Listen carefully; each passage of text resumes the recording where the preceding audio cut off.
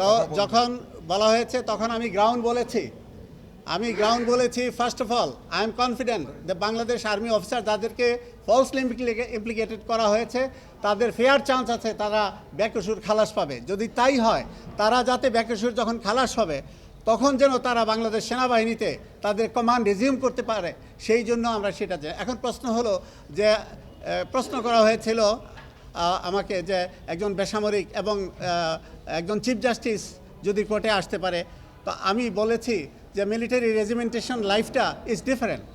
কারণ এরকম ইনস্ট্যান্সও আছে যে 4 বছর জেল খাটার পরে অ্যাকুইটাল হয়েছে উচ্চ আদালত থেকে, কিন্তু তারপরে সামরিক বাহিনী থেকে নিয়ে যাওয়া হয় না, because the military service demands for something very special, A regimented life কলস ফর সামথিং ডিফারেন্ট। এবং আর্মি অফিসাররা যখন শপথ গ্রহণ করে তখন তারা বলে জলে স্থলে অন্তরিক্ষে যেখানেই যাওয়ার আদেশ হবে সে আদেশ মান্য এবং পালন করব।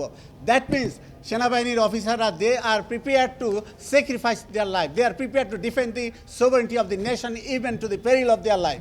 আমি আদালতকে বলেছি, আদালত শুনেছে, কিন্তু আদালত বলেছে যে ন্যায় বিচারের স্বার্থে এবং এখানে ওনারা সন্তুষ্ট হয়ে আমাদের আবেদনটা রিজেক্ট করেছে। কিন্তু আমি হ্যাপি, আমার টিম হ্যাপি যে আমাদের কথাগুলো আদালতকে আমরা বলতে পেরেছি।